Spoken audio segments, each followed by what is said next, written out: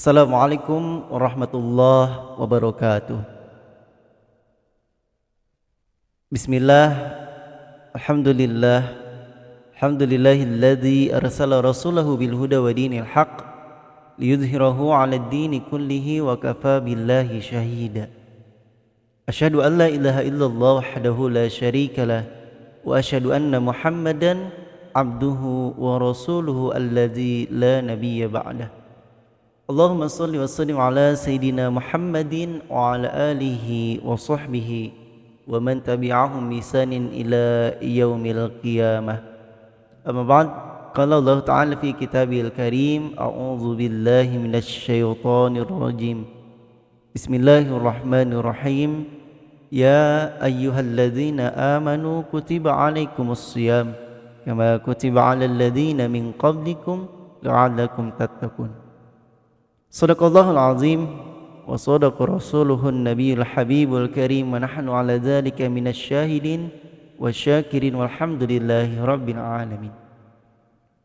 Puji syukur kita panjatkan kepada Allah yang telah memberikan kepada kita kenikmatan, terutama nikmat iman, nikmat Islam, nikmat sehat walafiat, sehingga kita pada kesempatan kali ini bisa bertemu dalam dunia maya atau melalui YouTube ini, yang mudah-mudahan tidak mengurangi rasa kita untuk terus semangat menuntut ilmu.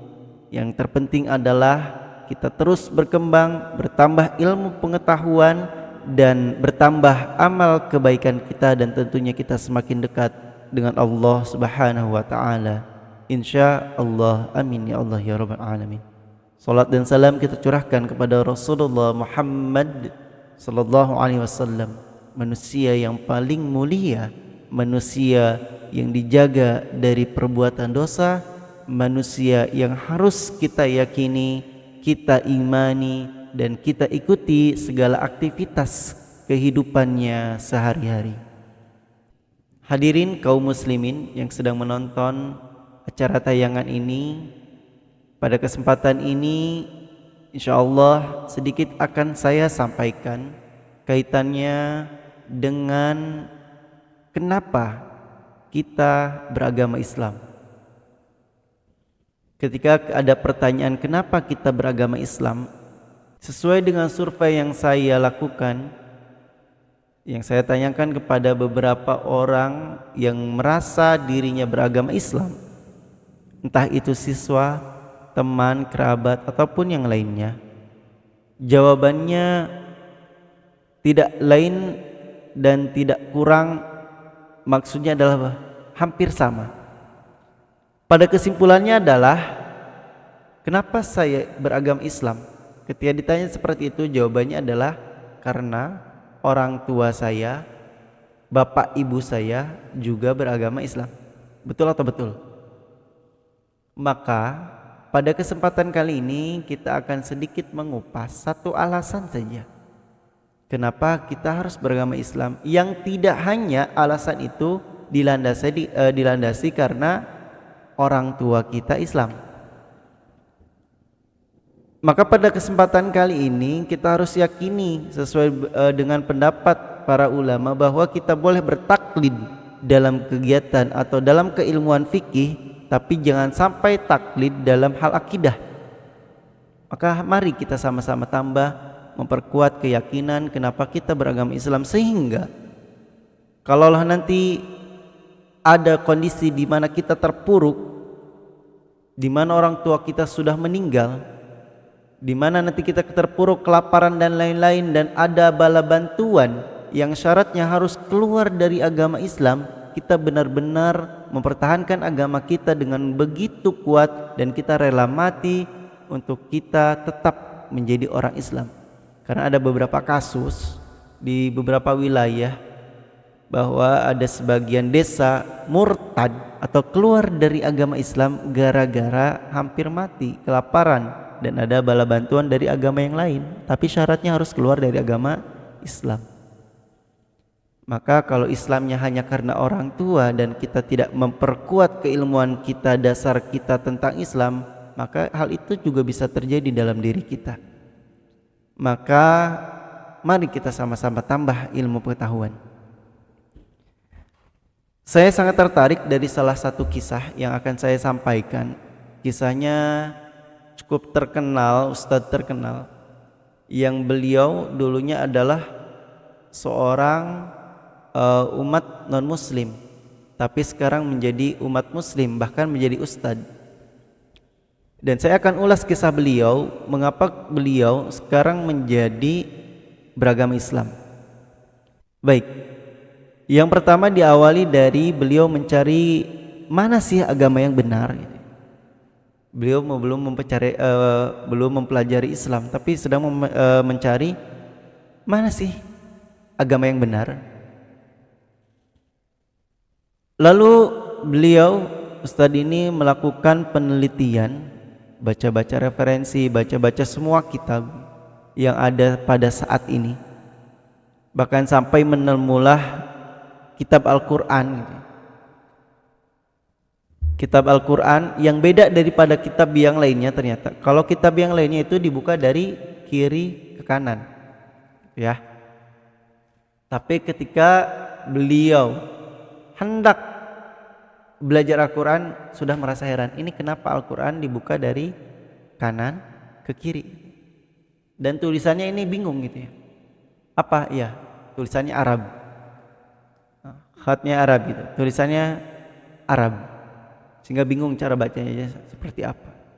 Sehingga belajarlah ke guru yang merasa ya, dia mumpuni di bidang keislaman. Dan pada waktu itu beliau sudah mempelajari agama yang lain dan dirasa nggak masuk akal nih gitu.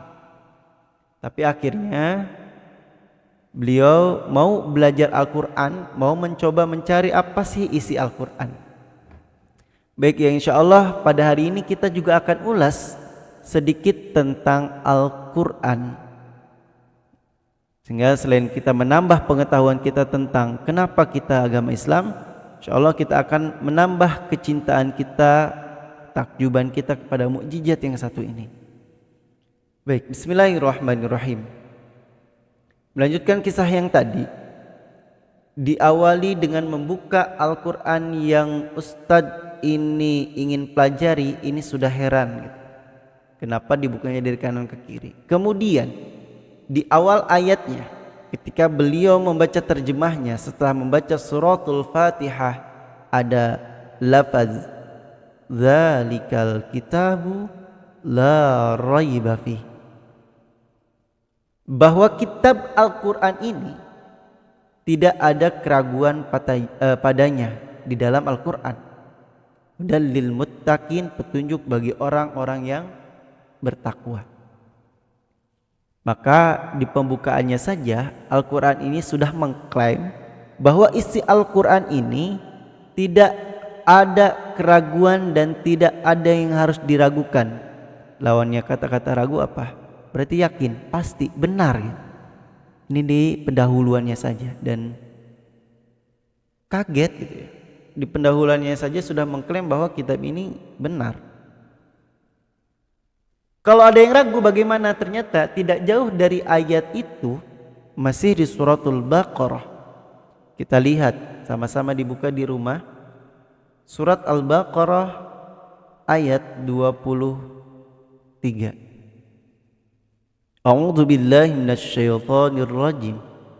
Wa in kuntum fi raibim mimma nazzalna ala abdina fa'tu bi suratin min mislih wad'u syuhada'akum min dunillahi in kuntum shadiqin. Mari kita lihat bagi orang yang meragukan terhadap isi dari Al-Quran atau tidak berpedoman kepada Al-Quran, bahwa bagi orang-orang yang jika ia meragukan Al-Quran, maka ada tantangan dari Allah Subhanahu wa ta'ala. Wa in kuntum fi raibim mimma nazzalna ala abdina, kalau kalian ragu terhadap Al-Quran yang diturunkan kepada hamba kami, yaitu siapa? Muhammad sallallahu alaihi wasallam. Nanti kita akan sedikit ulas bagaimana Al-Quran ini turun. Fa'tu bisurah. Nah, ini tantangan Allah. Maka coba buat satu surat semisal Al-Quran saja. Dulu ada tuh zaman jahiliyah, orang-orang yang ingin menandingi ayat Al-Quran, sehingga buatlah surat, tapi nggak nyambung, nggak penuh makna gitu. Wad'u syuhada'akum. Ya, hebatnya tantangan Allah, kalau kamu nggak bisa buat sendiri, maka boleh kumpulkan, buat forum, ajak pengikut-pengikut atau kumpulan-kumpulan orang-orang yang memang ragu juga terhadap Al-Quran, maka boleh, tapi jangan tanya dan jangan ajak Allah gitu, kalau kamu merasa benar. Dan hebatnya Allah sudah tahu jawabannya di ayat selanjutnya. Fa illam taf'alu wa lan taf'alu fattakun naral lati waquduha an-nas wal hijarah uiddat lil kafirin. Kamu nggak akan bisa buat yang semisal dengan Al-Quran, dan pasti, nah, ini sudah dipastikan juga, fa illam taf'alu wa lan taf'alu, dan pasti kalian nggak akan bisa gitu. Maka sudah, kalau nggak bisa dan kalian ya udah nggak usah ragu, takutlah kepada neraka. Nah, ini salah satu ancaman dari Allah bagi orang yang tetap ragu, udah takut kepada neraka. Dan ternyata bahan bakar api neraka itu bukan pertalit gitu, bukan pertamax. Ternyata bahan bakar dari neraka itu adalah waquduhan nasu wal hijaratu uiddat lil kafirin.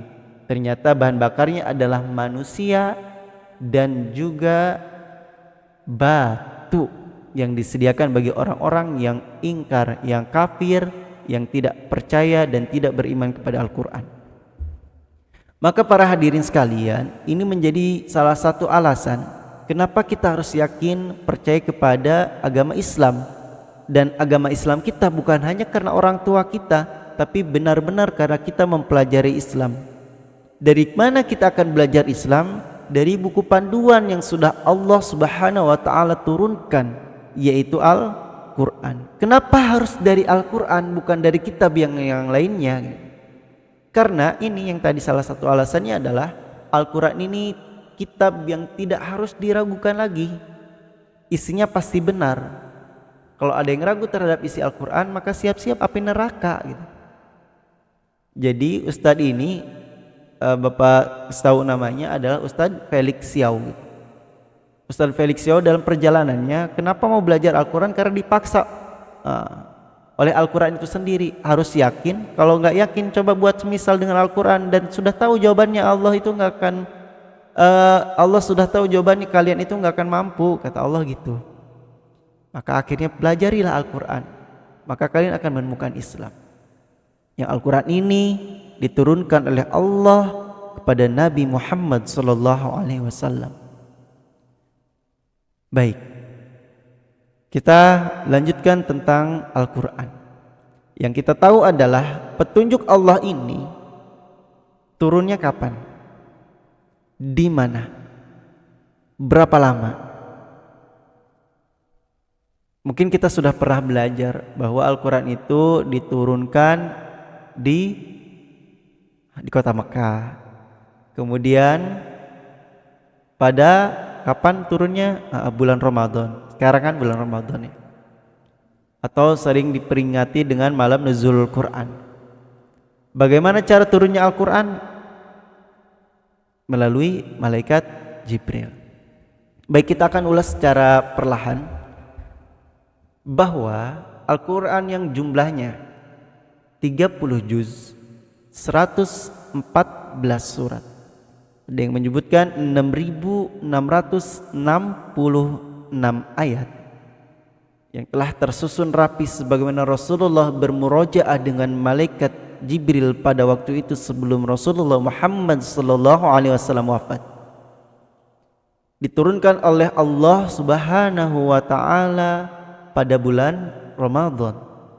Sehingga ayatnya ada di Quran surat Al-Baqarah.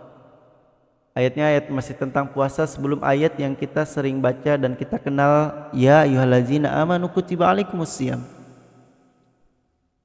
Ayat sebelum itu Bismillahirrahmanirrahim. Syahru Ramadhanal-ladzi unzila fihil Qur'an. Syahrul Ramadan, bahwa bulan Ramadan itu adalah bulan diturunkannya Al-Quran. Pertanyaan selanjutnya, Al-Quran yang seperti apa yang Allah turunkan? Sedangkan kita tahu bahwa Al-Quran turun kepada Rasulullah Muhammad SAW secara berangsur-angsur. Berapa lama? Ada yang masih ingat? 22 tahun. Terus 2 bulan 22 hari, atau digenapkan menjadi kurang lebih Al-Quran turun secara berangsur-angsur selama 23 tahun. Apakah itu semuanya pada bulan Ramadan sebagaimana ayat yang tadi disampaikan, Syahrul Ramadhanal-ladzi unzila fihil Qur'an? Apakah semuanya bulan Ramadan? Tidak jawabannya. Al-Quran yang diturunkan pada bulan Ramadan itu adalah Al-Quran yang turun dari Sidratul Muntaha ke langit-langit bumi yang terdekat secara keseluruhan. Makanya nanti bahasa turun dalam bahasa Arab itu ada kata nazala, tapi bahasa turunnya Al-Quran ini ada 2. Ada anzala gitu, ada nazala. Nah, semuanya bisa diambil dari kata nun, zai, dan lam, nazala. Tapi ada yang ada alif di awalnya jadi angzala atau angzalna nanti dalam konteks ayatnya. Ada juga yang menggunakan tasydid pada huruf zai sehingga menjadi nazala. Contoh ada yang tadi Bapak baca. Contoh yang tadi Bapak baca, Syahrul Ramadhanal-ladzi unzila. Nah, anzal jadi unzila, jadi majhul, atau jadi kata kerjanya majhul, diturunkan. Bulan Ramadan itu bulan diturunkannya Al-Quran, hudal linnas, petunjuk bagi manusia. Ada lagi ayat yang menjelaskan yang kita hafal mungkin. Bismillahirrahmanirrahim. Inna anzalna, bahwa kami, kata Allah, telah menurunkan Al-Quran fi lailatul qadar, pada malam Lailatul Qadar. Kapan malam Lailatul Qadar? Itu tepat berada di pada bulan Ramadan. Jadi surat Anzalnahu ini, Al-Qadar ini nyambung tuh sama surat Al-Baqarah yang tadi, bahwa Al-Quran ini turun secara keseluruhan. Anzala, unzila. Kemudian setelah turunkan secara keseluruhan, Al-Quran ini turun secara berangsur-angsur kurang lebih 23 tahun kepada Nabi Muhammad SAW. Ada yang di Mekah, ada yang di Madinah. Sehingga kalau yang di Mekah sebelum Nabi Muhammad SAW hijrah ke Madinah, maka disebut dengan surat yang tergolong dengan Makkiyah. Sedangkan nanti kalau Rasulullah setelah hijrah ke Madinah, maka surat ini disebut golongan surat Madaniyah. Maka ayat Qur'annya salah satunya adalah Inna nahnu nazzalna dzikra wa inna lahu lahafiz, bahwa kami yang menurunkan Al-Quran secara berangsur-angsur sesuai dengan kondisi Nabi Muhammad SAW selama 23 tahun, dan kami pula, kata Allah, yang akan menjaga kemurnian keaslian Al-Quran sampai nanti. Maka ini sudah menjadi janji Allah, bahwa Allah akan menjaga Al-Quran dan keaslian isinya, dan tidak akan ada yang mampu mengganti-ganti isi Al-Quran. Maka turunnya Al-Quran secara berangsur-angsur itu kalimatnya adalah nazzala, bukan anzalna. Maka yang sering diperingati di bulan Ramadan ada peringatan nuzulul Quran, tadarus bareng, khataman bareng. Biasanya kalau di masjid-masjid itu di malam ke-17 gitu. Padahal malam Lailatul Qadar kebanyakan nanti di malam 10 terakhir bulan Ramadan, di malam yang ganjil ya, yang sering diperingati. Maka itu diperingatkannya turun Al-Quran secara keseluruhan, bukan secara berangsur-angsur. Dan kita akan pahami bahwa Al-Quran ini diturunkan petunjuk bagi manusia. Siapa manusia? Yang sedang menonton manusia? Insya Allah ya, karena bisa buka YouTube ya kan. Kalau kambing kan belum bisa tentu ya, belum tentu bisa buka YouTube. Insya Allah manusia adalah yang Allah berikan kelebihan, makhluk hidup yang ada fisik jasadnya, juga ada ruhaninya, ada batiniahnya, juga Allah berikan bukan hanya otak, tapi isi otaknya itu berupa akal pikiran. Maka siapapun dia, agama apapun dia pada saat ini, yang seharusnya dia mengikuti petunjuk, yaitu satu petunjuknya bukan kitab yang lain tapi Al-Quran. Dan ini Al-Quran hudan linnas, petunjuknya untuk manusia, bukan hudal lil muslimin kalimatnya, bukan untuk orang-orang Islam saja, tapi untuk manusia. Wa bayyinatin minal huda wal furqan, dan juga Al-Quran ini akan membedakan mana yang benar dan mana yang salah. Maka insya Allah selama hidup kita berpedoman ke Al-Quran, maka akan tambah yakin keislaman kita, akan tambah kuat keimanan kita, dan insya Allah hidup kita akan menjadi mulia karena kita berdampingan dengan yang mulia. Kenapa tidak? Bahwa kita ada buktinya. Al-Quran diturunkan oleh Allah Subhanahu wa ta'ala melalui malaikat Jibril. Maka Jibril inilah menjadi penghulunya malaikat karena menurunkan Al-Quran. Al-Quran turun pada bulan Ramadan, maka bulan Ramadan ini menjadi bulan yang paling mulia. Al-Quran turun kepada Nabi Muhammad SAW, maka Nabi Muhammad SAW menjadi nabi yang paling mulia. Nabi Muhammad SAW menjadi penghulunya para nabi. Al-Quran turun di kota Mekah dan Madinah, maka dua kota ini, Mekah dan Madinah, menjadi kota yang paling mulia. Dan masih banyak lagi bukti-bukti bahwa orang-orang yang senantiasa hidupnya dengan Al-Quran, maka insya Allah senantiasa bahwa hidupnya menjadi mulia dan akan diangkat derajatnya oleh Allah Subhanahu wa ta'ala. Dan tidak sedikit orang-orang yang cilik-cilik, hafiz cilik, orang-orang yang menghafal Al-Quran, bisa umrah, bisa haji karena ia dekat dengan Al-Quran. Maka kalau kita hidup ingin mulia, hidup kita ingin terarah, hidup kita ingin penuh petunjuk, keberkahan, rasa tenang, maka sering-seringlah dekat, komunikasi dengan Allah, chattingan dengan Allah melalui Al-Quran. Apalagi di bulan Ramadan ini, yuk perbanyak kita membaca Al-Quran, khatamkan Al-Quran kita minimal 1 kali, kalau bisa 2 kali, 3 kali, bahkan lebih. Insya Allah semuanya akan ada perubahan dalam diri kita. Tunggulah keajaiban apa yang akan datang dalam diri kita ketika kita dekat dengan Al-Quran. Ini saja yang dapat Bapak sampaikan, dan ini saja yang dapat saya sampaikan. Mudah-mudahan bisa menambah keyakinan kita kepada iman, keislaman, juga menambah kecintaan kita terhadap Al-Quranul Karim. Kurang lebihnya mohon dimaafkan. Wal afwa minkum. Assalamualaikum warahmatullahi wabarakatuh.